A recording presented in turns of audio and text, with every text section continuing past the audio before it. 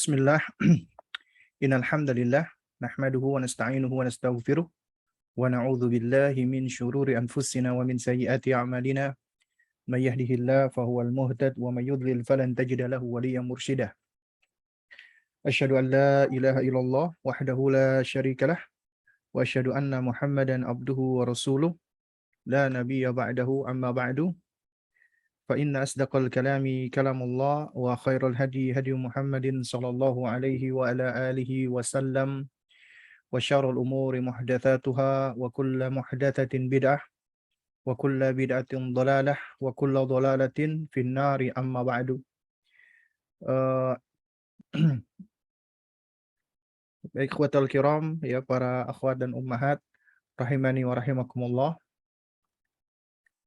Alhamdulillah, kita bersyukur kepada Allah Subhanahu wa taala di sore hari ini kita diizinkan dan diperkenankan oleh Allah Subhanahu wa taala untuk dapat bersua dan berjumpa melanjutkan kembali kajian kita, yaitu kajian membahas ma la yasa'u atfalul muslimina jahlahu. Perkara-perkara yang tidak sepatutnya ya anak-anak kaum muslimin tidak mengetahuinya, atau dengan kata lain hal-hal yang harus diketahui oleh anak-anak kaum muslimin, ya. Dan kita sampai di pembahasan tentang sirah nabawiyah dari bab di buku ini, dan kita sudah menjelang di bagian akhir ya dari bab ini, bab tentang sirah nabawiyah. Kita akan mempelajari tentang ahlul bait Nabi, keluarga Nabi yang mulia alaihi salatu wassalam. Ya.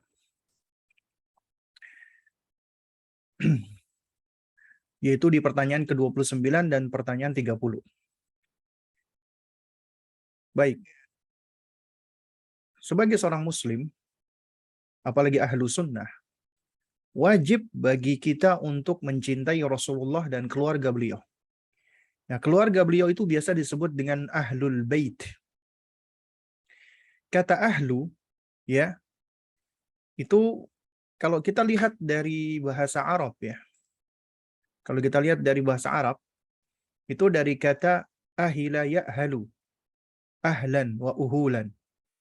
Ya. Nah, jika dikatakan ahluz zaman, artinya penghuni zaman tersebut. Ahlul makan, penghuni tempat, suatu tempat. Jika dikatakan ahlul Madinah, berarti dia penghuni kota. Ahlul Makkah berarti penghuni Mekah. Demikian pula apabila dikatakan ahlul Islam berarti penganut Islam. Ya. Ahlul ilhad berarti dia penganut ajaran ilhad, mulhid, ya ateisme. Juga apabila dikatakan ahlul bait artinya adalah penghuni rumah. Maksudnya adalah keluarga. Ya. Nah, jadi apabila kata ahl ini diidhofahkan atau kaitkan dengan satu kata, maka dia bermakna sesuai dengan konteksnya. Seperti misalnya ketika dikatakan ya ahlul hadis, ya berarti mereka adalah orang-orang yang mengikuti hadis Nabi SAW, dan mereka adalah orang-orang yang memiliki concern terhadap hadis Nabi SAW. Jadi para ulama-ulama yang menelaah dan meneliti hadis Nabi.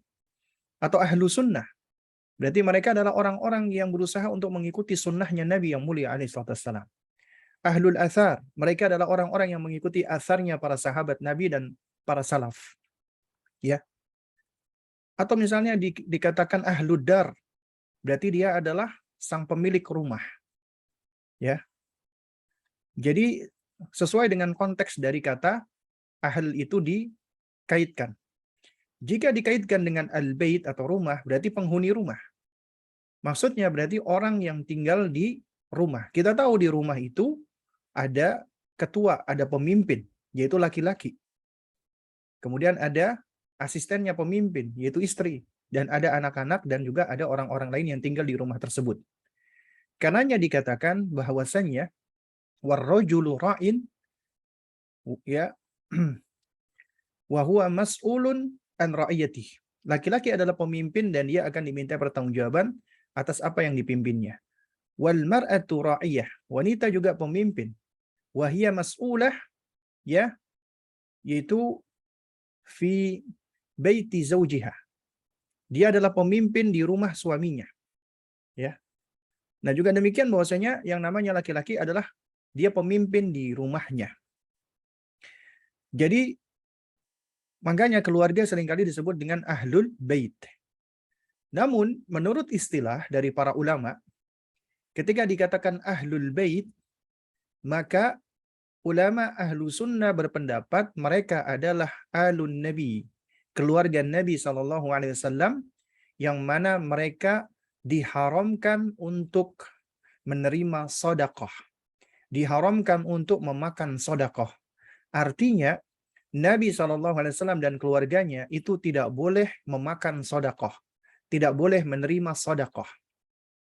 Karenanya di dalam riwayat hadis Nabi yang mulia alaihi salatu wassalam, kita dapati ketika cucunya Nabi, ya, Al-Hasan atau Al-Husain, ya, saya lupa, ya, ketika, ya, beliau ketika masih kecil, ya, mendapati kurma sedekah, kemudian memasukkan kurma ke dalam mulutnya, Nabi segera, ya, mendekatinya, kemudian Nabi segera meminta agar Al-Hasan atau Al-Husain memuntahkannya. Nabi mengatakan kih, kih.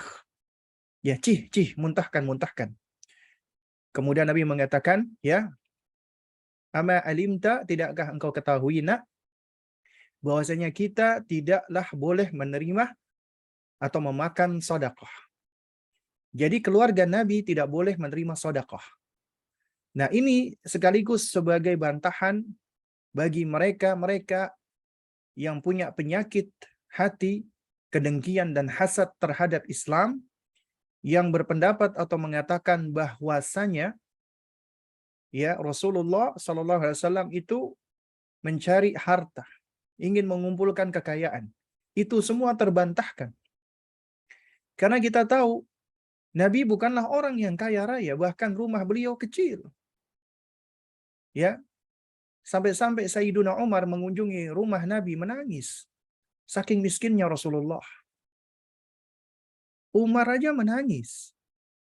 Ya, melihat Rasulullah dan tinggal di rumahnya beralaskan, ya, seperti pelepah kurma yang meninggalkan bekas di tulang rusuk Rasulullah.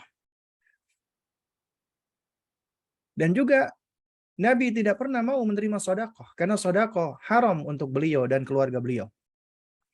Ini berbeda dengan sebagian, mohon maaf, ya, kelompok-kelompok sesat saat ini, di mana mereka berkelompok membentuk jamaah, kemudian mengumpulkan harta untuk memperkaya diri mereka dengan sebutan khumus atau yang semisalnya, dikumpulkan kemudian untuk apa? Memperkaya diri. Waliyadzubillah.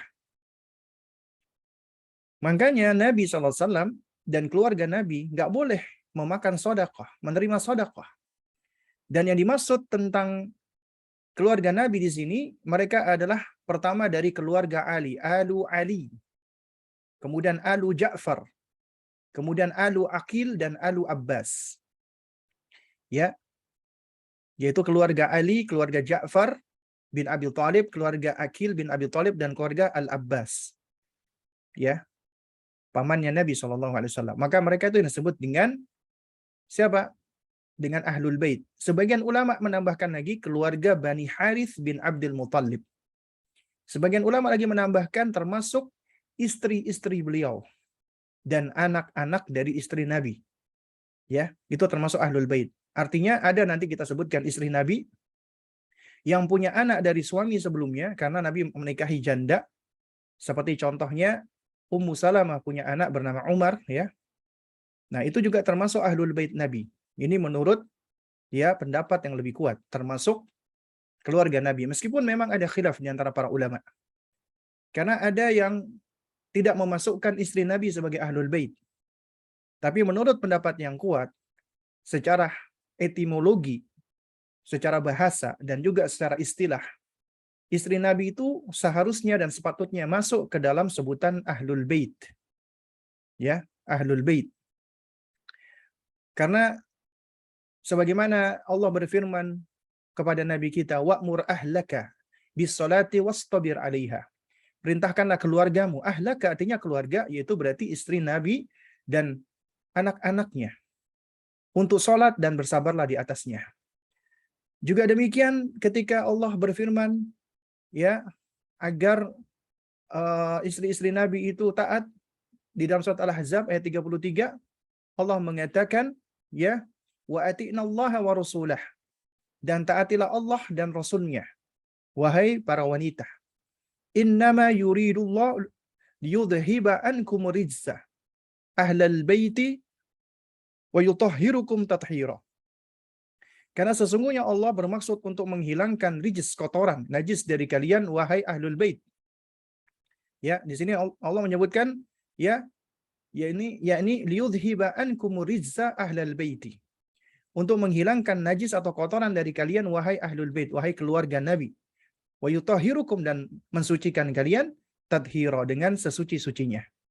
Ya. Nah, ini menunjukkan istri-istri Nabi, karena ini khitabnya, seruannya kepada istri Nabi. Jadi menunjukkan ahlul bait. Ya. Nah, jika dikatakan istri Nabi bukan ahlul bait, maka seakan-akan firman Allah Subhanahu wa taala ini tidak mengandung faidah ketika menyebutkan ahlal baiti. Ya. Nah, makanya Ibnu Katsir rahimahullah menegaskan orang-orang yang memahami Al-Qur'an, mereka tidak akan ragu bahwasanya istri-istri Nabi termasuk ahlul bait. Dan ini pendapat yang lebih mu'tabar. Ya.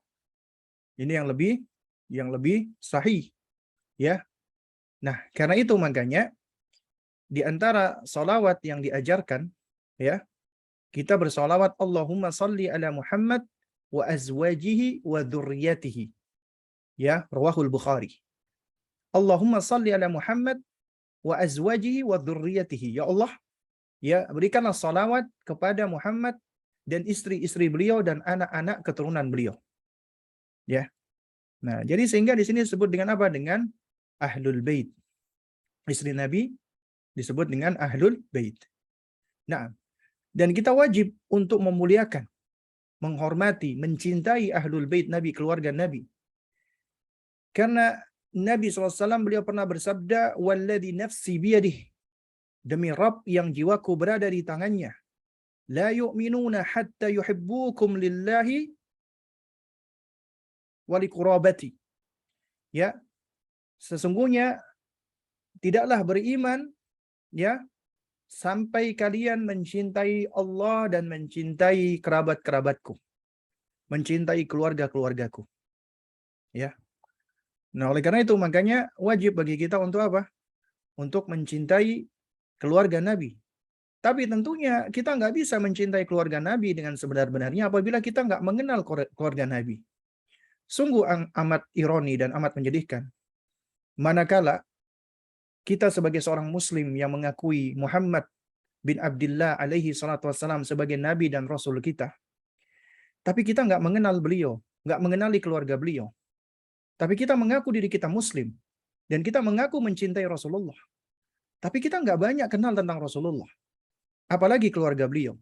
Sementara orang lain, entah itu aktor, aktris, drakor, Hollywood, Bollywood, dan lain sebagainya, tahu, kenal namanya siapa, ya, pasangannya siapa, anaknya siapa, kenal.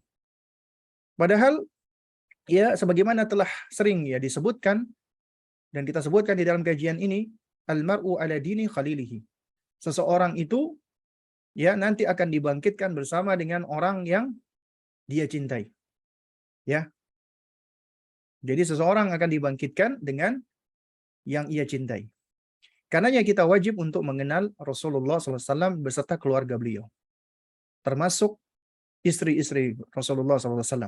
Termasuk anak-anak Rasulullah Sallallahu Alaihi wa ala alihi wasallam. Nah, jamaah sekalian yang dimuliakan Allah Subhanahu wa taala. Jika kita perhatikan, ya, kita sekarang coba menengok ini tentang istri-istrinya Nabi yang mulia alaihi salatu wassalam. Ya. Nabi yang mulia alaihi salatu wassalam, beliau memiliki beberapa istri. Dan ini kekhususan bagi Nabi, menikah lebih dari 4. Adapun selain Nabi maka dilarang menikah lebih dari 4. Karena hanya maksimal 4. Lebihnya harus diceraikan. Kenapa demikian? Karena ini perintah Allah dan Allah yang lebih tahu tentang kemaslahatan bagi umatnya. Dan Nabi SAW sebelum diangkat menjadi Nabi dan Rasul, beliau menikahi seorang wanita yang istimewa, yaitu Ibunda Khadijah radhiyallahu taala anha. Disebutkan bahwasanya usia Nabi ketika itu masih 25 tahun. Sementara Ibunda Khadijah telah berusia 40 tahun. Selisih usia 15 tahun. Karenanya yang namanya cinta yang sejati tidak melihat usia. Ya. Bahkan Nabi hidup bahagia dengan Ibunda Khadijah. Dan Ibunda Khadijah pun juga begitu bahagia tinggal dengan Rasulullah, begitu mempercayai dan mencintai Rasulullah alaihi salatu wassalam. Ya. Dan ini kita bisa lihat ketika menikahnya Nabi dengan Khadijah radhiyallahu taala anha, Allah berikan kepada Nabi putra dan putri. Ya, nanti akan kita sebutkan ini. Yaitu 2 anak laki-laki bernama Qasim dan Abdullah. Qasim dan Abdullah. Kemudian juga meninggalkan 4 anak perempuan bernama Zainab, Ruqayyah, Ummu Kulthum, dan Fatimah. Ya, dan Fatimah. Nah, selama Nabi menikah dengan Ibunda Khadijah radhiyallahu taala anha, Nabi belum berpoligami. Ya. Nabi belum berpoligami.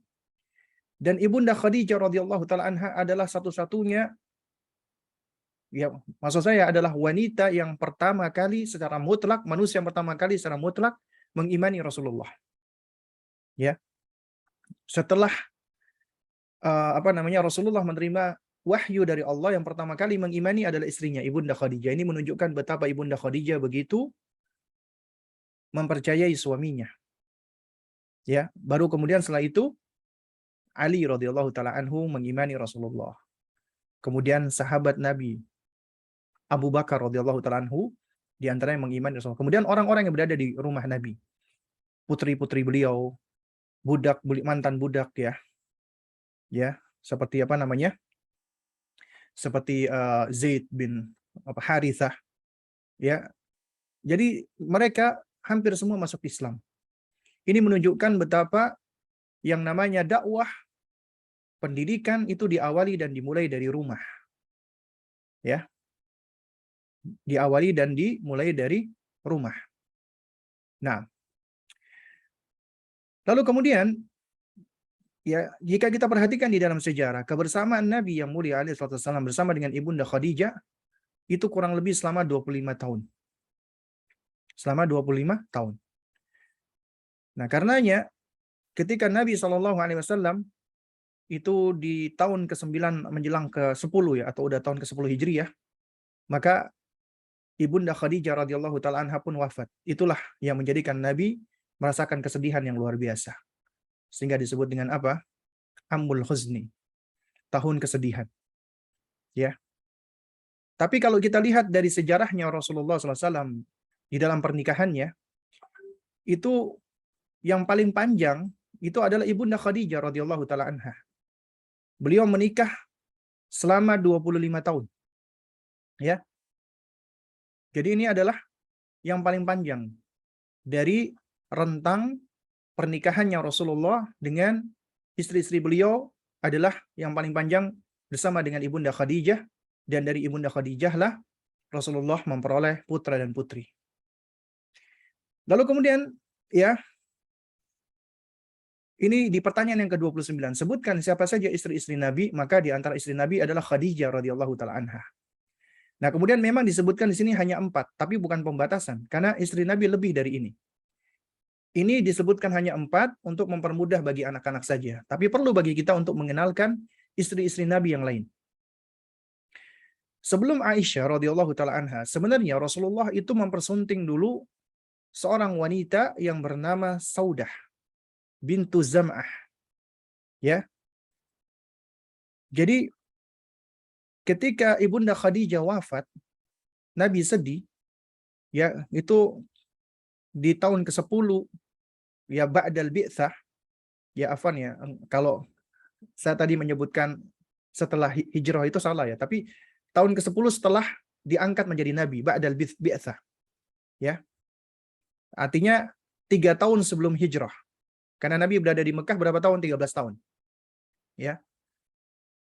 Nah, jadi Rasulullah SAW kehilangan wanita yang beliau cintai. Ya. Lalu kemudian Nabi SAW mempersunting seorang wanita yang luar biasa. Wanita yang baik, yang bijak, yang penyayang. Ya.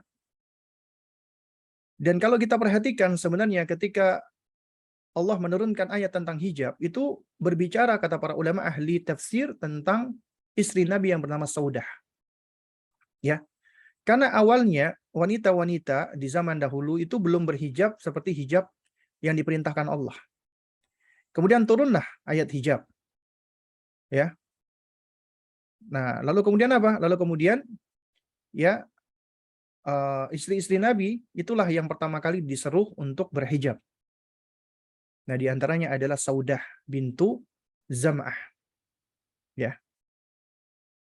Nah, kalau kita perhatikan disebutkan ya, Saudah ini seorang janda. Seorang janda. Dan usianya juga tidak pula muda. Ya. Dan sebagian ulama itu mensifati beliau adalah seorang wanita yang tidak berkulit putih, artinya kulitnya gelap. Dan ini menunjukkan bahwasanya yang namanya pernikahan dan kebahagiaan itu tidak dilihat hanya dari sekedar penampilan fisik. Dan Nabi SAW itu ketika dituduh oleh sebagian orang yang benci dengan beliau, semoga Allah membalas mereka dengan keadilan Allah yang sebenar-benarnya, karena mereka menuduh Nabi dengan tuduhan yang gak baik. Ya, kita lihat ternyata istri-istri Nabi itu mayoritas adalah janda. Ya, kecuali hanya beberapa orang, diantaranya Aisyah radhiyallahu taala anha. Nah, jadi para ulama menyebutkan setelah Ibunda Khadijah wafat, Nabi menikahi Saudah. Ya, Nabi menikahi Saudah. Ini istri beliau ya yang pertama setelah Ibunda Khadijah. Nah, lalu kemudian Nabi SAW itu disebutkan di dalam sejumlah riwayat, beliau bermimpi tentang Aisyah, putri dari sahabat beliau, Abu Bakar radhiyallahu taala anhu. Dan beliau di dalam mimpi melihat ada malaikat yang membawakan Aisyah, memberikan tanda bahwasanya hendaknya Nabi mempersunting Ibunda Aisyah radhiyallahu taala anha. Jadi nikahnya Nabi ya menikahi Ibunda Aisyah. Pada saat itu Ibunda Aisyah memang masih anak-anak. Itu bukan sebagaimana tuduhan orang-orang orientalis atau orang kafir. Bahkan dituduh Nabi pedofil. Ya, wal billah. Tuduhan yang sangat keji sekali. Padahal Nabi menikahi Ibunda Aisyah itu lantaran karena ru'yah, sadiqah, mimpi yang benar. Malaikat datang ya membawa Aisyah untuk menunjukkan agar Nabi mempersunting beliau. Ya. Dan memang disebutkan di dalam sejumlah riwayat, ya. Awalnya Sayyiduna Abu Bakar merasa keberatan. Bukan berat karena mau dipersunting, enggak, karena beliau menganggap Nabi itu adalah saudaranya. Saudara beliau. Sehingga beliau tuh merasa enggak boleh saudara itu ya menikahkan anaknya. Nah, lalu kemudian disinilah Islam datang menjelaskan bahwasanya yang namanya persaudaraan bukan karena darah ya, ikatan darah, atau bukan karena ikatan ikatan eh, bukan karena ikatan rahim ya, maka sejatinya itu adalah saudara seagama yang tidak menyebabkan adanya hukum. Ya, hukum untuk dilarang menikah misalnya. Nah, akhirnya hal ini menyebabkan Abu Bakar pun Akhirnya beliau mau untuk menikahkan putrinya. Ketika itu usia Ibunda Aisyah masih kecil, 6 atau ya kurang lebih 6 tahun disebutkan oleh para ulama. Ya. Nah, tapi Nabi SAW itu membina rumah tangga dengan Aisyah ketika Aisyah udah berusia 9 tahun. Ya, ini disebutkan di dalam riwayat yang cukup panjang. Nabi membina rumah tangga dengan Ibunda Aisyah usianya 9 tahun. Dan usia 9 tahun saat itu kebanyakan wanita-wanita ya Arab ketika itu mereka sudah besar, mereka sudah balik dan boleh menikahi wanita yang sudah balik, boleh mencampuri wanita yang sudah balik. Kalau kita perhatikan di dalam sejarah, ya, di dalam sejarah Nabi, yang memusuhi Nabi banyak nggak? Banyak, banyak yang memusuhi Nabi, yang membenci Nabi banyak. Bahkan Nabi dituduh dengan tuduhan berbagai macam, tuduhan yang keji, dikatakan penyair yang gila lah, ya, syairul majnun, kemudian dikatakan apa namanya seorang penyihir dan seterusnya. Tuduhan-tuduhan banyak kepada Nabi. Karena banyak orang yang nggak suka dengan Rasulullah. Tapi di dalam sejarah ketika itu tidak ada yang mendapati mereka menuduh Nabi pedofil atau memiliki kelainan seksual. Nggak ada. Artinya apa? Ini para ahli, hatta orang orientalis pun sepakat. Artinya ketika itu menikahi anak-anak yang memang usianya sudah menjelang balik atau balik, itu sudah masyhur, sudah maklum. Oleh karena itu makanya tidak layak kita ya maksudnya menggambarkan atau membandingkan apa yang dilakukan oleh Nabi dengan anak-anak di zaman sekarang. Karena nggak sama. Ya. Nah, oleh karena itu ya apa namanya? Tuduhan-tuduhan terhadap Rasulullah tentang beliau dikatakan pedofil wal billah. Ya, semoga Allah membalas mereka yang menuduh Nabi kita dengan tuduhan yang keji ini dengan sebaik-baiknya balasan dari Allah, sesuai dengan keadilan Allah. Karena sejatinya Nabi menikahi Ibunda Aisyah itu karena ru'yatus shadiqah, mimpi. Tentunya mimpi dari Allah. 2 kali bahkan Nabi bermimpi. Malaikat datang ya, membawa di dalam mimpinya Aisyah agar Nabi mempersunting Ibunda Aisyah radhiyallahu taala anha. Ya. Dan Ibunda Aisyah pun menjadi salah satu istri Nabi yang paling Nabi cintai. Bahkan beliau adalah di antara wanita tercerdas di muka bumi ini. Wanita yang banyak meriwayatkan hadis dari Nabi. Beliau adalah termasuk ya ulama wanita dari generasi sahabat. Dan banyak pelajaran-pelajaran yang bisa diambil oleh kaum wanita dari Ibunda Aisyah. Karena itu kita jelaskan, kita terangkan, kita ceritakan tentang betapa luar biasanya Ibunda Aisyah radhiyallahu taala anha. Bahkan Allah membela Ibunda Aisyah ketika terjadi hadithul ifk. Ketika beliau dituduh dengan tuduhan keji. Ya, Allah yang membela Ibunda Aisyah radhiyallahu taala anha.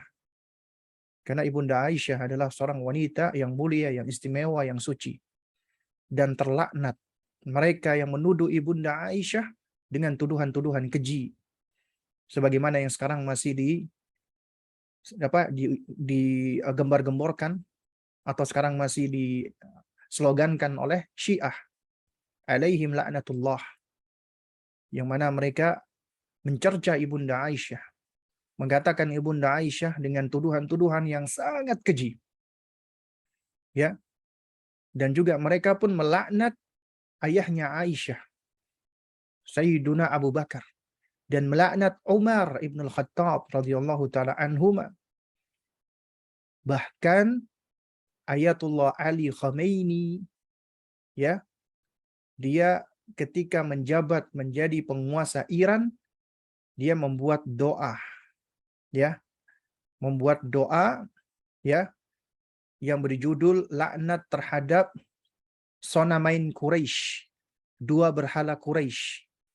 Dan yang dimaksud itu adalah Abu Bakar dan Umar. Agama mereka berdiri di atas laknat kepada sahabat Nabi. Makanya para ulama mengkafirkan sebagian besar dari orang-orang Syiah. Karena mereka benar-benar telah mencela kehormatan Ummahatul Mukminin, ibunya orang-orang beriman. Bagaimana hati kita nggak sakit? Ibu kita dituduh dengan tuduhan yang keji. Sahabat Nabi kita dituduh dengan tuduhan keji, bahkan dilaknat oleh mereka. Dan sejatinya mereka itu adalah wujud dari kebencian orang-orang Majusi kepada Islam, yang mereka pura-pura masuk Islam dalam rangka untuk menghancurkan Islam dengan agama Syiahnya. Karena Syiah itu adalah ajaran yang sesat. Ya, kita harus berhati-hati dari mereka. Mereka mengklaim sebagai pengikut Ahlul Bait, tapi sejatinya itu adalah klaim palsu. Ya, itu hanya sekedar klaim saja. Siapa yang nggak bisa mengklaim? Ya. Nah, kemudian setelah Ibunda Aisyah radhiyallahu taala anha, ya, Rasulullah Shallallahu alaihi wasallam menikahi Hafsah. Siapa Hafsah? Putrinya Sayyiduna Umar Ibn Al-Khattab radhiyallahu taala anhu. Ya. Ketika itu Hafsah disebutkan oleh para ulama usianya sekitar 18 atau 19 tahun. Nah, sebagian orang mengira Hafsah dinikahi oleh Nabi ketika masih gadis. Tidak. Hafsah dinikahi oleh Rasulullah ketika beliau sudah menjadi janda. Ya. Karena Hafsah itu janda karena sebelumnya beliau bersuamikan seorang yang bernama Khunais bin Hudzafah As-Sahmi, yang mana wafat ketika perang Badar. Ya. Nah, wafatnya Khunais bin Hudzafah As-Sahmi menyebabkan ayahnya Hafsah, yaitu Umar, ingin mencarikan suami bagi putrinya. Beliau pun datang kepada Utsman, Sayyiduna Utsman radhiyallahu taala anhu, agar Utsman mau menikahi putrinya. Tapi ternyata Sayyiduna Utsman, beliau tidak memberikan jawaban saat itu. Ya, minta waktu beberapa hari. Nah, setelah beberapa hari, kemudian Utsman pun menemui Sayyiduna Umar. Ya, dan kemudian Utsman menyampaikan bahwasanya beliau saat itu belum berkeinginan untuk menikah. Kemudian Sayyiduna Umar pun dengan sedikit kecewa, beliau datang ke Sayyiduna Abu Bakar agar Sayyiduna Abu Bakar mau untuk menikahi putrinya Hafsah. Juga sama, ya, Sayyiduna Abu Bakar tidak memberikan jawaban, akhirnya membuat Sayyiduna Umar pun marah. Ya. Nah, gak lama kemudian ternyata Rasulullah SAW itu meminang Hafsah. Meminang Hafsah radhiyallahu taala anha. Setelah Rasulullah meminang Hafsah, Sayyiduna Umar bahagia karena yang menikahi putrinya adalah orang yang lebih mulia daripada siapa? Abu Bakar dan Utsman. Gak lama kemudian Sayyiduna Abu Bakar menemui Sayyiduna Umar dan menyampaikan bahwasanya beliau sebenarnya mau aja menikah dengan Hafsah, tapi beliau mendengar Rasulullah Shallallahu alaihi wasallam ya menyebut Hafsah, dan Rasulullah berkeinginan untuk meminang Hafsah. Makanya Sayyiduna Abu Bakar pun menahan diri karena merasa Rasulullah lebih berhak. Ya. Nah, jadi ya inilah di antara istri Nabi yang merupakan putri dari sahabat-sahabat dekat beliau. Aisyah putrinya siapa? Abu Bakar. Hafsah putrinya siapa? Umar. Ya. Nah, dan Rasulullah SAW itu ya beliau menikahi Hafsah. Ya. Nah, jadi usia pernikahan Nabi setelah Khadijah yang paling panjang, itu yang paling lama itu dengan Saudah. Kemudian Aisyah, kemudian Hafsah. Itu yang paling panjang. Ya, rentang usianya. Maksudnya rentang usia pernikahannya. Ya. Nah, tak lama kemudian Nabi pun menikahi Zainab bintu Khuzaimah. Nabi punya dua istri bernama Zainab. Pertama Zainab bintu Khuzaimah, yang kedua Zainab bintu Jahsy. Ya, Zainab bintu Khuzaimah dan Zainab bintu Jahsy. Nah, Zainab bintu Khuzaimah itu dinikahi Nabi ketika usia beliau kurang lebih 30 tahun. Beliaulah yang dikenal dengan sebutan Ummul Masakin, ibunya orang-orang miskin, karena betapa getolnya beliau di dalam menolong orang-orang miskin. Zainab bintu Khuzaimah juga bukan seorang gadis, dia seorang janda. Ya, suaminya syahid di perang Badar, yaitu bernama siapa? Ubaidah ibnul Harith. Ya. Nah, setelah Ubaidah ibnul Harith syahid, tidak lama kemudian Nabi melamar Zainab bintu Khuzaimah. Tapi pernikahan Nabi dengan Zainab bintu Khuzaimah singkat. Disebutkan oleh para ulama kurang lebih hanya 7 atau 8 bulan saja. Karena setelah itu beliau wafat, meninggal dunia. Baru kemudian setelah itu beliau menikahi Ummu Salamah. Wanita yang cerdas. Wanita yang pintar dan jenius. Salah satu wanita yang menjadi juru bicaranya kaum wanita saat itu. Ummu Salamah. Nama aslinya siapa? Hindun bintu Abi Umayyah. Beliau dinikahi Nabi ketika usianya 20-an, ya, 28 atau 29 tahunan. Ya. Dan Ummu Salamah ini termasuk ya wanita yang berasal dari kalangan elit. Ya, dari Bani Al-Mughirah. Itu termasuk kalangan elit. Ya. Nah, apa namanya? Beliau memiliki suami yang sangat mencintai, Ummu Salamah. Bernama Abdullah, dikenal dengan Abu Salamah. Namun beliau syahid di perang Uhud. Ya. Ketika suaminya meninggal dunia, Ummu Salamah merasa bahwasanya satu-satunya laki-laki yang beliau cintai adalah Abu Salamah. Sehingga ketika Sayyiduna Abu Bakar, Sayyiduna Umar datang meminang beliau, beliau tolak semuanya. Hingga akhirnya Rasulullah pun meminang beliau. Awalnya beliau merasa enggan, berat hati. Bukan karena menolak Nabi, karena beliau merasa tidak pantas. Beliau mengatakan bahwasanya beliau adalah seorang janda yang punya anak, dan seterusnya. Namun Nabi muliakan beliau. Akhirnya beliau pun menjadi salah satu ummahatul mu'minin. Salah satu ya ibunya orang-orang beriman. Nah, di antaranya Ummu Salamah ini ya punya beberapa anak. Makanya dikatakan Ummu Salamah karena punya anak namanya Salamah. Di antaranya juga punya anak bernama Umar. Umar bin Abi Salamah.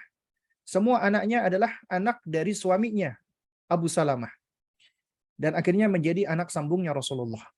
Makanya tadi ulama berbeda pendapat, apakah anak sambungnya Rasulullah ini termasuk Ahlul Bait? Kalau istri-istri Nabi dikatakan Ahlul Bait, maka demikian pula anak-anak dari istri beliau juga dimasukkan ke dalam Ahlul Bait. Nah, di antara riwayat hadis yang diriwayatkan oleh Umar bin Abi Salamah ketika beliau masih kecil tentang adab makan. Di mana Umar bin Abi Salamah ketika itu berada di pangkuan Nabi, beliau masih kecil dan beliau ya apa namanya? memanjangkan tangannya ya, maksudnya untuk memegang-megang pinggan makanan. Nah, kemudian Nabi SAW itu memberikan nasihat yang luar biasa. Jadi kalau kita lihat anak misalnya, ya tangannya itu berusaha menjangkau makanan, yang sopan dong, jangan kayak gitu. Ya itu kita. Tapi Nabi enggak. Diingatkan dengan keindahan, dengan kelemah lembutan. Ya gulam, wahai nak, ya samillah, ucapkan bismillah dulu. Kul biyaminik, makan dengan tangan kananmu. Wa kul mimma yalik, dan makan apa yang dekat denganmu. Itu caranya Rasulullah alaihi salatu wassalam. Semenjak itu Umar bin Abi Salamah mengatakan, aku selalu ya mengamalkan apa yang dinasihatkan oleh Rasulullah. Ya. Baru kemudian setelah itu Nabi menikah dengan ya Zainab bintu Jahsy. Kalau tadi Zainab bintu Khuzaimah, sekarang Nabi menikah dengan Zainab bintu Jahsy. Itu termasuk salah satu sepupunya Rasulullah.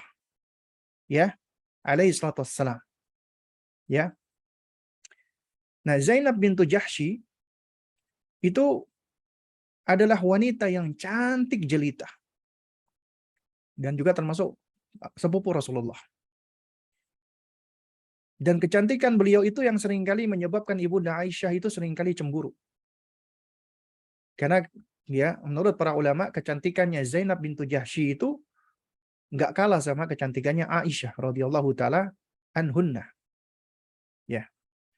Awalnya Nabi menikahkan Zainab bintu Jahsy dengan mantan budak yang beliau angkat menjadi anaknya, anak angkat Nabi bernama Zaid bin Harithah. Hanya saja Zaid bin Harithah ini adalah seorang yang berkulit hitam dan seterusnya. Ya. Nah, lalu Nabi SAW menikahkan, tapi Zainab ternyata tidak tertarik dengan Zaid bin Harithah. Namun karena ini perintah Nabi, akhirnya menikah. Ya.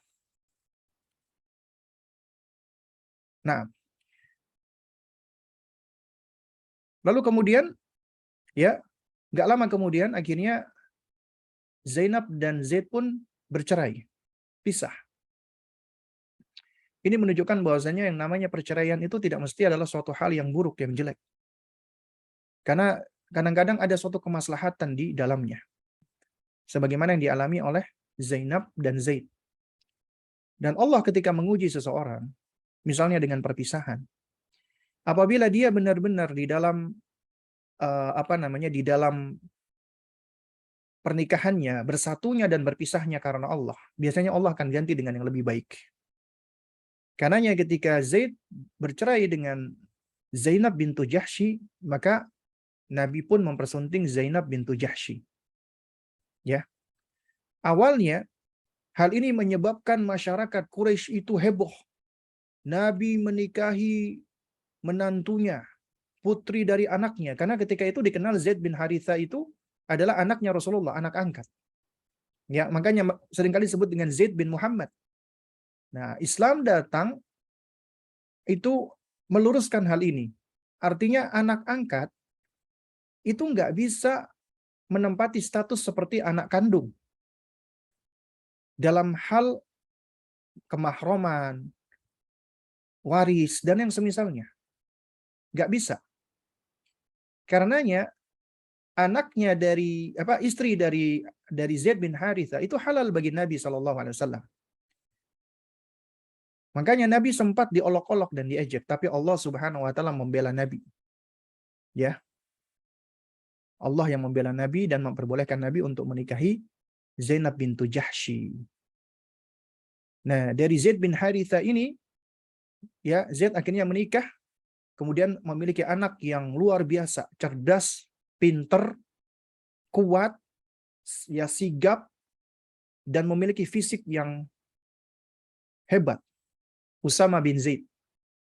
Makanya di perang Mu'tah kedua, Nabi SAW menjadikan Usama bin Zaid yang usianya masih belasan tahun menjadi panglima perang, memimpin sahabat-sahabat senior. Itu menunjukkan bahwasanya Nabi adalah sosok yang ngerti tentang kelebihan-kelebihan sahabatnya. Ngerti tentang keunikan dan kelebihan sahabatnya. Nah, lalu kemudian Nabi SAW ya menikahi ya ulama berbeda pendapat ya tentang Raihanah bintu Zaid bin Amr, yaitu salah seorang dari Yahudi, ya. Nah, Raihanah bintu Zaid ini dulunya itu adalah Bani Nadhir yang kemudian menjadi kabilah Bani Quraidah karena menikahi ya pria dari Bani Quraidah. Bani Nadhir dan Bani Quraidah itu sama-sama Bani Yahudi yang tinggal di Madinah. Ya. Nah, ketika Nabi mengusir bangsa Yahudi karena memang bangsa Yahudi senang atau mereka itu biasa berkhianat, ya. Nabi mengusir Bani Nadhir, Bani Quraidah. Ya. Nah, itu ketika selesai perang Khandaq. Ya. Nah, ketika itu Raihana termasuk dari kalangan Bani Quraidah. Ya. Karena Bani Quraidah itu berpaling. Tadi awalnya ya pada saat perang Khandaq ya. Perang Khandaq itu adalah di mana ketika kaum muslimin mereka diserang oleh Ahzab ya, oleh pasukan sekutu. Jadi mereka itu membuat camp mengelilingi kaum muslimin saat itu dengan pasukan yang begitu banyaknya. Salman Al-Farisi memberikan masukan agar membangun khandak, parit yang dalam, sehingga kuda-kuda perang mereka tidak mampu untuk menyeberang. Akhirnya orang-orang Quraisy beserta sekutunya mereka beranggapan kita nggak perlu menyerang, cukup kita boikot saja, kita kelilingi sehingga mereka akan akan kehabisan bahan makanan dan seterusnya. Dan memang demikian keadaannya. Jadi pada saat itu ya para sahabat dan Nabi itu kesulitan bahan makanan dan mereka kelaparan. Tapi Allah berikan pertolongan. Apa pertolongan yang Allah berikan? Allah berikan angin dan udara dingin yang begitu luar biasa. Jadi perang Khandaq ini perang yang ketika itu tidak sampai terjadi pertempuran fisik, tapi perang strategi. Jadi kaum muslimin mereka membangun Khandaq, ya, lalu kemudian orang-orang musyrikin dan bala tentaranya mereka ya membuat semacam penghalang-penghalang, ya, agar kaum muslimin tidak bisa keluar dari tempat tersebut. Nah, ketika itu Bani Quraidah yang sudah bersepakat oleh kaum muslimin untuk membantu ternyata membelot. Ya. Ternyata membelot. Ya. Dan pembelotan ini itu menyebabkan Nabi murka. Ya, setelah Allah turunkan ya angin yang begitu dinginnya hingga memporak-porandakan orang-orang musyrikin Quraisy dan bala tentaranya dan sekutunya, akhirnya mereka pun mundur, kalah mereka. Ya. Maka Nabi SAW pun mengusir Bani Quraidah. Nah, saat itu Sa'ad bin Mu'adz, pimpinan Bani Aus, yang mana Sa'ad bin Mu'adz ini ketika perang Uhud, beliau yang menjadi tamengnya Nabi. Beliau mendapatkan kurang lebih 70 tusukan. Dan jari-jari beliau itu nyaris putus semuanya dan beliau terluka, tapi beliau belum wafat. Nah, ketika itu beliaulah yang diminta untuk menjadi penghukum atas Bani Quraidah. Dalam kondisi sakit yang luar biasa, beliau pun bangkit. Dan beliau memerintahkan semua ya laki-laki dari Bani Quraidah dihukum mati. Sementara anak-anak ya dan perempuan-perempuan dan orang tuanya dijadikan tawanan. Dan gak lama kemudian Sa'ad bin Mu'adz wafat, meninggal dunia. Menyebabkan Nabi menjadi sedih. Sa'ad bin Mu'adz itu pembesar dari kalangan ya Ansar, dari Bani Aus. Beliau seorang pemberani luar biasa. Beliau masuk Islam usianya 31. Meninggal dunia usianya 37 tahun. Hanya 6 tahun usia keislaman beliau.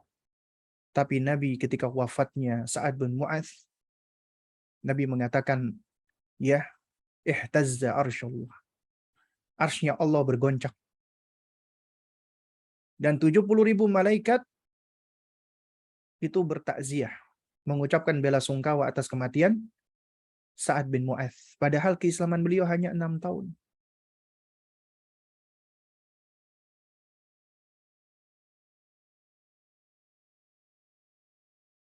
Dan ini diantara keistimewaan sahabat-sahabat Nabi Ridwanullah alaihim ajma'in. Karena betapa Sa'ad bin Mu'adz, beliau rela menjadikan tubuhnya sebagai tameng bagi Nabi, agar Nabi selamat dari serangan ketika itu di perang Uhud. Beliau jadikan tubuhnya sebagai tameng hingga 70 tusukan itu menusuk tubuhnya. Belum lagi sabetan-sabetan, hingga tubuhnya luka semuanya. Namun beliau masih Allah berikan kehidupan, hingga akhirnya beliau wafat, meninggal dunia. Yang mengguncang arsy-Nya Allah. Jadi nggak ada jaminan harus yang udah berislam lama. Jadi kita banyak bisa mengambil pelajaran dari sahabat-sahabat Nabi yang istimewa ini. Nah, akhirnya pun kaum laki-laki dari Bani Quraidah pun dieksekusi. Wanita dan anak-anak ditawan. Ya. Dan kemudian ya harta peninggalan mereka, kuda-kuda, senjata itu diambil sebagai harta rampasan perang. Nah, kemudian Nabi SAW, ini kecerdasan Nabi nih. Ya, meskipun memang membuat Ibunda Aisyah dan beberapa istri beliau menjadi cemburu, tapi Nabi adalah sosok yang luar biasa. Nabi itu sosok yang rahmah. Nabi ya itu menginginkan agar ada kebaikan bagi semuanya. Makanya Nabi SAW ketika tahu ini Raihana bintu Zaid bin Amr ini adalah salah satu putri lah istilahnya. Putri dari Bani Quraidah. Asalnya memang dari Bani Nadir yang udah diusir. Dan Nabi melihat ini wanita yang cerdas, wanita yang beradab, wanita yang baik, wanita yang pintar. Kemudian Nabi tawarkan agar sudi menjadi istri beliau. Dan kemudian diperintahkan untuk mengenakan hijab. Ya. Nah, apa namanya? Uh, Awalnya memang berat ya bagi Raihanah. Namun ketika mendapatkan penawaran dari Nabi, dia tahu dia dapat menyelamatkan kaumnya, akhirnya beliau pun menerima. Akhirnya beliau masuk Islam dan Nabi SAW ya dan para sahabat yang ketika itu menawan kerabat-kerabatnya Raihanah, akhirnya memerdekakannya karena nggak mungkin bagi mereka menawan ya keluarga dari istrinya Nabi, ibundanya orang-orang beriman. Ya. Nah, dan ini menyebabkan Ibunda Aisyah ketika itu cemburu luar biasa. Dan ini memang sifatnya wanita. Namun ternyata di balik keputusan Nabi itu mengandung maslahat, manfaat yang luar biasa. Mengandung apa kebaikan-kebaikan. Nah, kemudian Nabi menikahi Juwairiyah bintu Al-Harith. Juga sama, awalnya Juwairiyah ini adalah seorang tawanan dari Bani Mustalik. Ya. Nah, lalu kemudian apa namanya? Ini juga di antara wanita yang membuat Ibunda Aisyah juga apa cemburu. Ya, karena Juwairiyah termasuk wanita yang cantik jelita. Ya. Nah, lalu kemudian ketika kaumnya itu ditawan, dia sendiri yang menawarkan apa namanya? Semacam perjanjian ya untuk membebaskan dirinya dengan dia mau apa namanya membayar. Akhirnya beliau datang ke Nabi SAW untuk bisa menebus apa kemerdekaannya. Nah, lalu kemudian Nabi pun menawarkan dengan mempersuntingnya. Sehingga Nabi SAW pun menikahi dia. Dan akhirnya juga sama, sahabat melihat, loh, ini adalah istrinya Nabi. Akhirnya keluarganya apa namanya dimerdekakan. Yang tadinya dijadikan tawanan berarti budak ya. Maka merdekakan. Makanya Juwairiyah itu diantara wanita yang istimewa. Ya. Lalu kemudian Nabi SAW juga menikahi ya adiknya Muawiyah bin Abi Sufyan. Makanya Muawiyah itu pamannya apa? Pamannya kaum mukminin. Ya, Ammul Mukminin. Karena saudari beliau bernama Romlah atau Ummu Habibah itu juga dinikahi oleh Rasulullah Shallallahu alaihi wasallam, ya. Nah, jadi itu ceritanya ya. Ummu Habibah ini adalah di antara apa namanya? Mereka yang menerima keislaman. Kemudian beliau dengan suaminya ya bernama Ubaidillah bin Jahs itu hijrah ke Habasyah. Nah, namun di dalam sejumlah riwayat disebutkan bahwasanya suaminya murtad, masuk ke Kristen. Nah, setelah Nabi mendengarkan dan setelah masa iddah, ya, Nabi SAW itu mempersuntingnya. Ya, mempersunting siapa? Mempersunting siapa namanya? Romlah bintu Abi Sufyan. Ya. Nah, dan ketika itu sebenarnya disebutkan oleh para ulama, Romlah bintu Abi Sufyan masih berada di Habasyah, Ethiopia, Abenisia kalau kalau orang-orang menyebutkannya, ya. Dan Raja Nejus, Najasyi, itu sebenarnya sudah Islam. Ketika beliau tahu Romlah ini dipersunting oleh Nabi, beliau pun bahagia, senang. Dikasihkan hadiah oleh Raja Habasyi. Beliau dikasih uang ya sebanyak 400 dinar. Ya.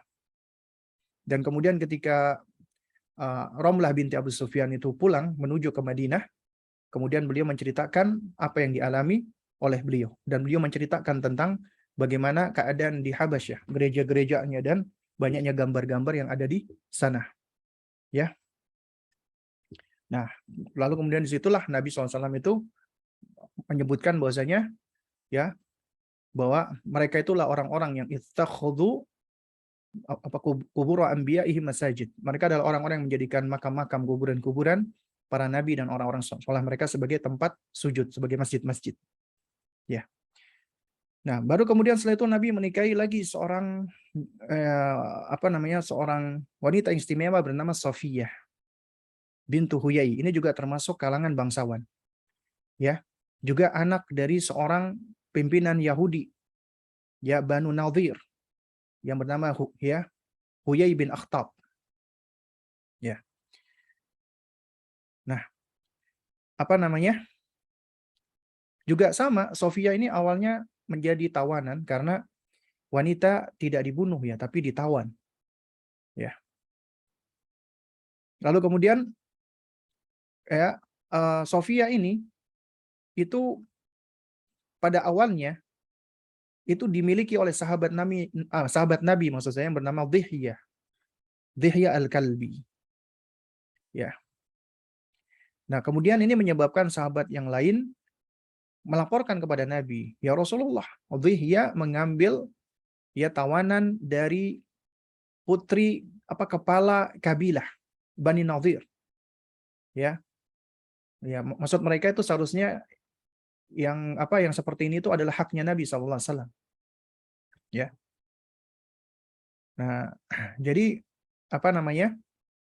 Uh, singkat cerita ya akhirnya Dhihyah pun menghantarkan Sofia, dan kemudian Sofia pun dipersunting oleh Rasulullah Shallallahu Alaihi Wasallam. Ya. Nah, dan di antara hikmah ya Nabi SAW itu menikahi mereka menjadi tawanan seperti Sofia, Juwairiyah, ya. Lalu kemudian juga seperti siapa tadi? Raihana. Itu ternyata ada hikmah yang besar. Di mana akhirnya banyak di antara kerabat-kerabat mereka yang tadinya bermusuhan dengan Nabi, akhirnya karena putri mereka, orang-orang bangsawan dari mereka itu mendekat kepada Nabi, dinikahi oleh Nabi, akhirnya mereka banyak yang masuk Islam. Banyak yang mendekat. Alih-alih mereka tetap menyimpan dendam, akhirnya mereka pun banyak yang masuk Islam. Kemudian istri beliau yang berikutnya adalah Maimunah bintu Al-Harith. Namanya Barrah. Ya. Namun Nabi suruh untuk merubah namanya menjadi Maimunah. Karena Nabi SAW ya itu memang beliau biasa mengganti nama-nama yang kurang layak ya, seperti nama Barrah. Sebenarnya Barrah ini artinya bagus ya. Kalau kita lihat, artinya itu adalah yang sangat baik. Namun Nabi tidak suka ya ketika beliau misalnya pulang atau keluar dari rumahnya Barrah dikatakan kharaja Rasulullah an Barrah. Nabi keluar dari Barrah, artinya keluar dari kebaikan. Sehingga ini nama yang mengandung tazkiyah. Sehingga Nabi ganti menjadi Maimunah. Ya. Nah, ini Maimunah ini adalah juga termasuk kelas bangsawan. Dan beliau adalah orang yang tawadhu meskipun bangsawan. Ya.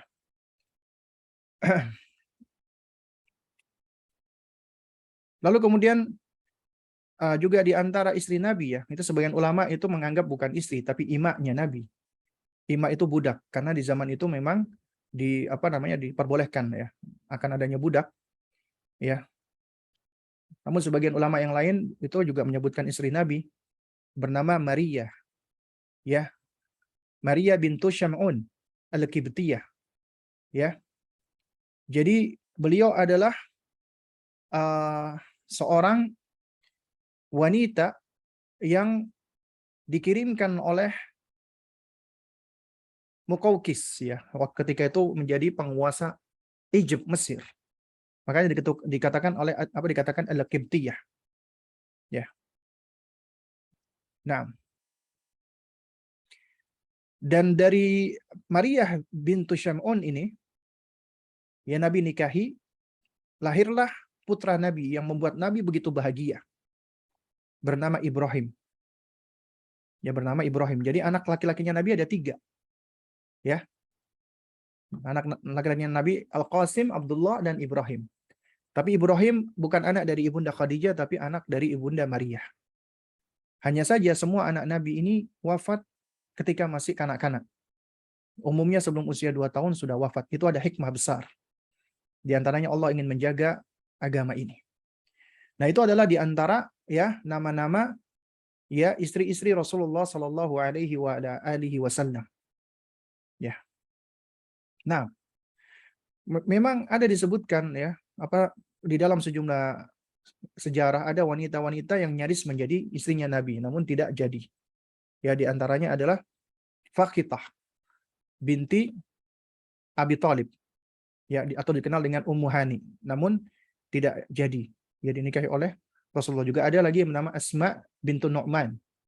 Ya. Nah, jadi ini adalah sebagian ya yang bisa kita sampaikan tentang istri-istri Nabi. Nah, kita lanjutkan sedikit. Anak-anak Rasulullah Sallallahu Alaihi Wasallam. Anak laki-laki Nabi itu ada 3. Yang pertama adalah Al-Qasim. Dikatakan Al-Qasim, ya, makanya Nabi SAW disebut dengan Abul Qasim. Ya, bapaknya Al-Qasim. Itu anak pertamanya Rasulullah SAW dari ibunda Khadijah. Ya, dan Al-Qasim wafat ketika di usia masih dibuai. Artinya ketika sebelum genap 2 tahun. Ya. Lalu kemudian adiknya Al-Qasim bernama Abdullah. Ya, bernama Abdullah. Kalau Al-Qasim disebut dengan At-Tahir, Abdullah disebut dengan At-Tayyib. At-Tayyib. At-Tayyib itu artinya yang baik. Juga sama.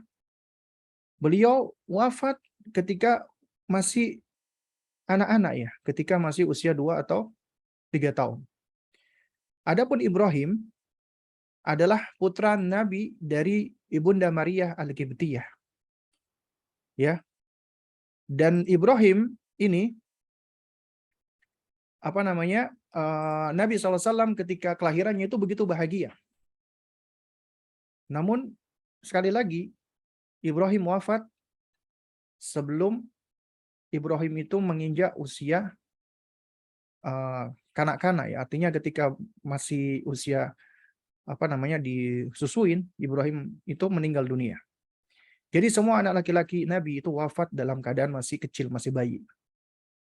Di antara hikmahnya adalah Allah ingin menjaga agama kita, agama Islam, dari yang namanya pengkultusan.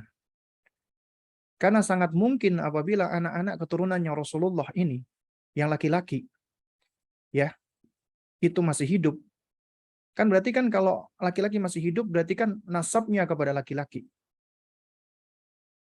Maka sebagian dari kaum muslimin yang jauh dari agama akan mengkultuskan mereka. Bahkan akan berlebihan di dalam memuliakan mereka sebagaimana ya saat ini kita saksikan banyak di antara kaum muslimin yang mereka terlalu berlebihan di dalam memuliakan Banu Alawiyin yang dikatakan keturunan dari Sayyidina Ali atau dikenal dengan Ba'alawi. Ya. Jadi mereka terlalu mengkultuskan secara berlebihan. Dan alhamdulillah di antara hikmahnya Allah jaga agama kita ini dengan Allah wafatkan putra-putranya Rasulullah SAW itu nggak lepas dari hikmah.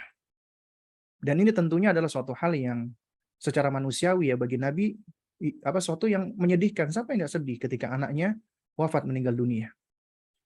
Ya, namun di balik itu ada hikmah yang besar. Kemudian Allah memberikan kepada Nabi 4 anak, 4 putri. Ya, ini disebutkan oleh penulis Fatimah, Ruqayyah, Ummu Kulthum dan Zainab. Sebenarnya kalau kita perhatikan di dalam buku-buku sirah nabawiyah, itu yang lebih tua adalah Zainab. Ya, itu putri pertamanya Nabi SAW. Ya, karena Zainab ini ya itulah yang ketika itu menikah dengan Abul As bin Rabi, ya, yang juga merupakan saudara sepupu. Nah, lalu kemudian Sayyidatuna Zainab itu juga di antara anak-anak Nabi ya yang mengikuti Rasulullah. Beliau masuk Islam. Ya. Dan beliau turut hijrah ke Madinah.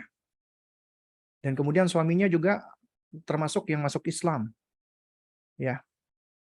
Nah, namun 8 tahun setelah hijrah ya, beliau meninggal dunia. Kemudian anak putri Nabi yang kedua adalah Ruqayyah bintu Rasulullah SAW.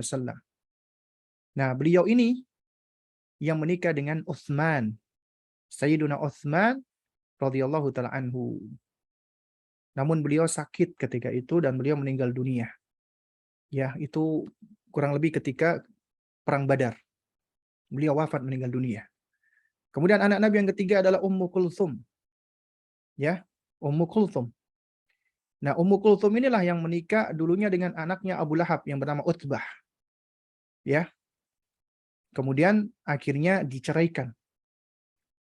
Karena juga tidak layak bagi Nabi ya itu memiliki hubungan dengan seorang yang bernama Abu Lahab meskipun Abu Lahab adalah pamannya Nabi. Ya. Nah, kemudian Ummu Kulthum itu dinikahi oleh Utsman setelah ya Ruqayyah wafat. Makanya Sayyiduna Utsman itu disebut dengan Dzunnurain yang memiliki 2 cahaya karena beliaulah satu-satunya sahabat yang menikahi 2 putri Rasulullah sallallahu alaihi wasallam, Ruqayyah dan Ummu Kulthum. Ya, dan juga hanya saja juga sama ya, Ummu Kulthum pun juga tidak berusia panjang. Nah, baru kemudian adalah Fatimah bintu Muhammad. Nah, ini memang ulama berbeda pendapat. Ada yang mengatakan Fatimah itu adalah anak yang bungsu, ada yang mengatakan juga bukan anak bungsu. Ya. Namun yang lebih masyhur beliau adalah anak bungsu dari Rasulullah sallallahu alaihi wasallam. Dan Fatimah inilah yang menikah dengan Sayyiduna Ali radhiyallahu anhu. Dan Fatimah ini yang dikatakan oleh Ibunda Aisyah yang paling mirip dengan Rasulullah. Fatimah inilah ketika di awal dakwah yang paling banyak dan paling sering membersamai Nabi dan membela Nabi ya, dan juga yang paling banyak menolong Nabi sallallahu alaihi wasallam. Dan juga disebutkan di antaranya Fatimah inilah yang banyak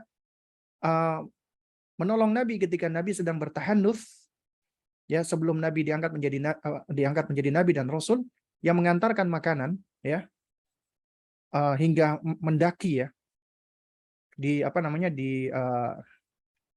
Jabal Nur ya, itu yang kurang lebih kalau kita daki itu bisa 1 jam 2 jam, itu beliau yang menghantarkan makanan ya, yaitu Sayyidah Fatimah, Sayyidah Fatimah ya radhiyallahu taala anha.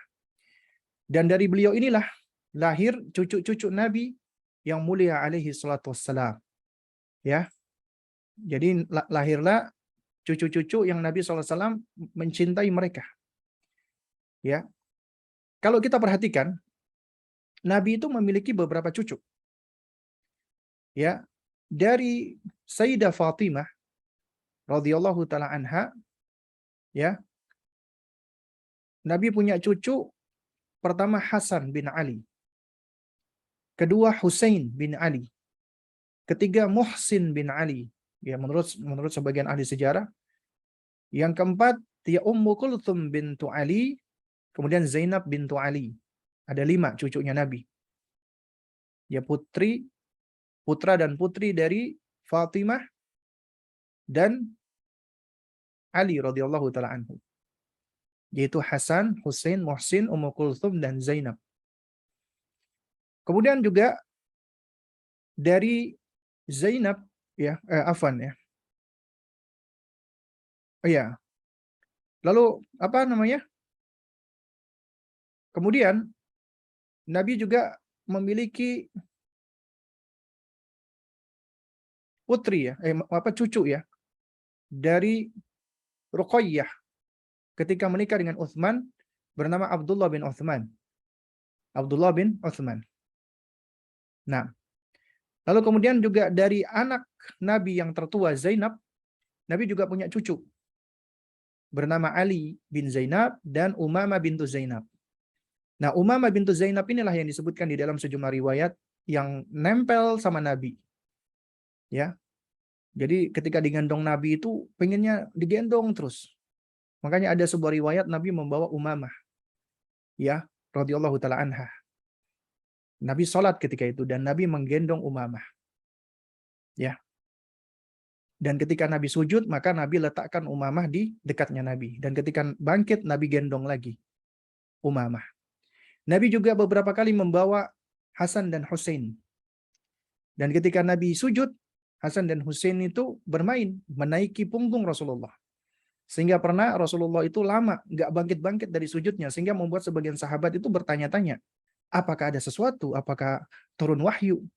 Sehingga setelah Rasulullah selesai sholat, sahabat bertanya, ya Rasulullah, apakah engkau tadi sujud lama itu, adakah sesuatu ataukah turun wahyu kepadamu? Nabi mengatakan tidak. Akan tetapi kedua cucuku ini menaiki aku, menunggangi aku, dan aku nggak suka apabila mereka tidak puas gitu loh. Ini menunjukkan Nabi SAW itu mengerti tentang kebutuhan anak. Ya. Nah, ini adalah di antara keluarga-keluarga Nabi SAW yang perlu untuk kita kenali ya, yang perlu untuk kita pahami. Jadi ringkasnya jamaah sekalian dimuliakan Allah Subhanahu wa taala, Nabi SAW itu memiliki istri. Yang pertama adalah Khadijah radhiyallahu taala anha. Kedua adalah Sauda. Ketiga adalah Aisyah. Memang sebagian ulama berpendapat apakah Sauda dulu atau Aisyah dulu, tapi pendapat yang lebih kuat adalah Saudah dulu dinikahi oleh Nabi. Baru kemudian Ibunda Aisyah radhiyallahu taala anha. Ya. Kemudian setelah itu Hafsah. Kemudian setelah itu ya siapa? Zainab. Ya.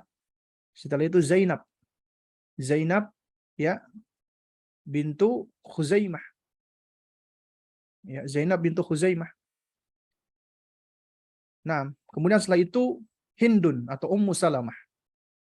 Kemudian itu Zainab bintu Jahsy. Lalu kemudian Juwairiyah. Kemudian Ummu Habibah. Siapa Ummu Habibah? Yaitu putrinya Abu Sufyan. Ya. Lalu kemudian setelah itu Sofiyah, kemudian Maimunah, baru kemudian Maria Al-Qibtiyah. Adapun anak-anak Nabi, pertama Qasim, Abdullah, Ibrahim, yaitu dari anak Maria Al-Qibtiyah, kemudian putri Nabi Fatimah, Zainab, Ruqayyah, Ummu Kulthum, dan Fatimah. Nah, ini adalah sosok-sosok yang hendaknya kita mengenali, tahu, mempelajari. Ya. Dan sebagai orang tua hendaknya kita sudah mengenali, mempelajari, dan menceritakan tentang hal ini. Nah, mungkin ini yang dapat disampaikan. Ya, berikutnya mungkin ada pertanyaan. Ini sudah ada pertanyaan sepertinya. Bagaimana sikap yang tepat terhadap oknum Habib-Habib di Indonesia yang akhlaknya kurang baik? Ya, sikapnya adalah kita nggak usah ambil pusing. Karena sikap mereka kan juga tidak memberikan pengaruh untuk kita. Karena sejatinya kita tidak sepatutnya dipengaruhi oleh orang lain. Ya, selama kita terus belajar memperkuat akidah kita, maka nggak perlu kita itu dipusingkan dengan perbuatan, apalagi oknum-oknum, meskipun ngaku-ngaku Habib, ya. Karena sejatinya yang kita lihat itu bukan hanya status ataupun klaim nasab Habib, tapi yang kita lihat adalah kesesuaiannya dengan Al-Quran dan Sunnah. Tapi apabila itu memang Ahlul Bait Nabi, ya memang terbukti mereka adalah keturunan dari Ali radhiyallahu taala anhu dan mereka adalah orang yang bertakwa, maka tentunya mereka memiliki keutamaan yang lebih. Ya, mereka punya keutamaan ketakwaan dan mereka punya keutamaan nasab. Sebaliknya, mereka punya keutamaan nasab, keturunan dari Ali radhiyallahu taala anhu, tapi ternyata mereka bukan orang yang bertakwa. Sebagian ulama menyebutkan itu bahkan dosanya lebih besar karena mereka mencoreng nama Rasulullah sallallahu alaihi wasallam, mencoreng nama Sayyidina Ali radhiyallahu taala anhu. Karenanya nasab itu tidak bisa menolong seseorang, ya. Dan nggak boleh kita membangun penilaian karena fanatik dengan nasab. Meskipun kita turut memuliakan dan menghormati Ahlul Bait Rasulullah sallallahu alaihi wasallam. Apakah semua istri-istri, anak dan cucu Rasulullah semuanya dijamin masuk surga? Ya, iya, istri-istri Nabi, anak-anak Nabi dan cucu Rasulullah semuanya dijamin masuk surga. Adapun keturunan-keturunan setelahnya tidak ada jaminan. Ya, tidak ada jaminan. Artinya yang ada jaminan adalah mereka-mereka yang memang bersua dengan Nabi dan termasuk sahabat Nabi, karena cucu Nabi juga termasuk sahabat meskipun cucu statusnya. Ya. Maka semua sahabat Nabi itu adalah udul, adil dan masuk surga. Ya. Bagaimana dengan sahabat? Iya, sahabat juga sama. Sahabat secara asal udul dan mereka mereka adalah mendapatkan jannah atau surga Allah Subhanahu wa taala. Tidak hanya terbatas yang dikenal dengan 10 sahabat yang dijamin masuk surga. Enggak. 10 sahabat yang disebutkan Nabi masuk surga itu adalah bisyarah. Adalah berita gembira Nabi sebagai bentuk ta'yin. Adapun kemudian selebihnya sahabat-sahabat Nabi, maka secara umum kita katakan mereka termasuk ahlul jannah, tapi kita tidak mentakyin ya satu persatu ya, karena semuanya tentunya dikembalikan kepada Allah. Masalah masuk surga atau tidak masuk surga itu haknya Allah, kemudian haknya Rasulullah. Rasulullah yang paling tahu. Tapi secara asal semua sahabat Nabi itu adil, mereka semua bertakwa ya, dan kita nggak boleh mencerca, menghujat dan mencela mereka satupun.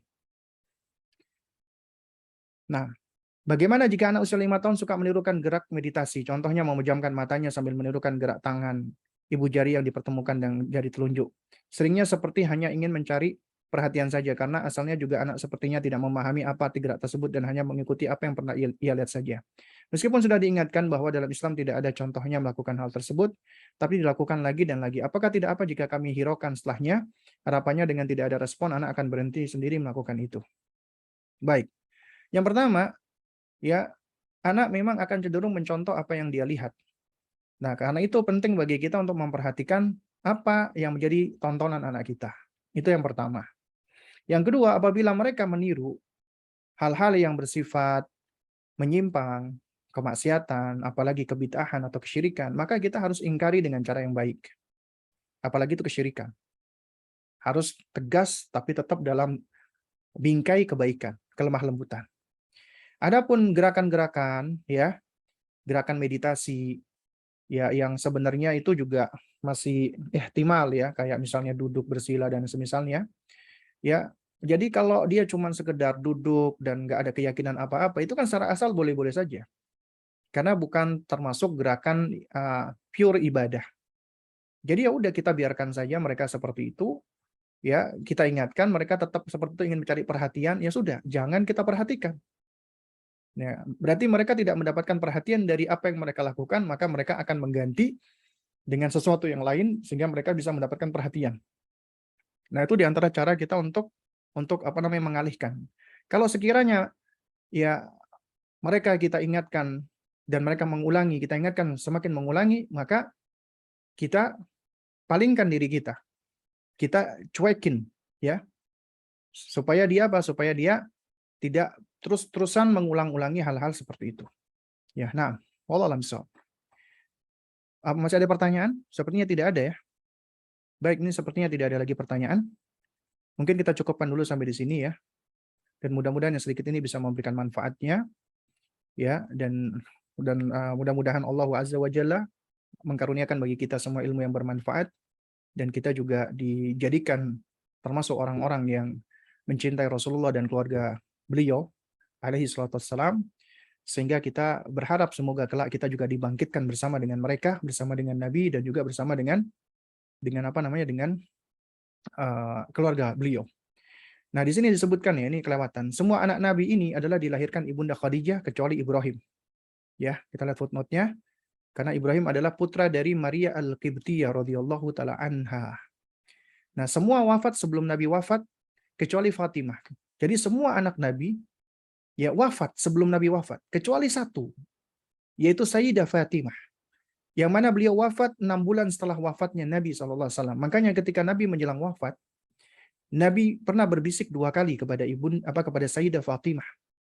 Bisikan pertama membuat Fatimah menangis, bersedih. Bisikan kedua membuat Fatimah tersenyum. Ibunda Aisyah yang menjadi saksi bertanya kepada Fatimah, "Kenapa engkau pertama menangis, yang kedua engkau tertawa?" Baru kemudian Sayyidah Fatimah menceritakan, "Karena ya Rasulullah menyampaikan kepadaku bahwasanya usianya sudah tidak lama lagi. Artinya beliau entar lagi meninggal dunia. Itu membuat aku menjadi sedih, membuat aku menjadi nangis." Kemudian beliau sampaikan yang kedua, bahwasanya aku akan mendahului beliau. Ya. Aku akan mengikuti beliau setelah beliau. Ya. Nah, jadi itu membuat Fatimah menjadi bahagia. Karena akan mengikuti Rasulullah SAW. Dan kita tentunya menginginkan agar kita semua bisa dibangkitkan dan dikumpulkan bersama dengan Rasulullah dan keluarga beliau. Ya, dan semoga Allah Subhanahu wa taala menjadikan kita semua hamba-hambanya yang mencintai Rasulullah, hamba-hambanya yang menaati perintah-perintah Rasulullah, menjauhi larangan beliau, dan beramal mengikuti sunnah beliau, dan menjauhi amalan yang tidak dituntunkan oleh beliau. Dan kita semua diwafatkan di atas sunnah beliau, dan Allah menjadikan kita dan keluarga kita termasuk hamba-hamba Allah yang saleh dan salihah, yang Allah kumpulkan kelak bersama dengan mereka, yaitu di jannahnya Jannatul Firdausil A'la. Subhanakallahumma wa bihamdik asyhadu an la ilaha illa anta astaghfiruka wa atubu ilaik. Wassalamualaikum warahmatullahi wabarakatuh.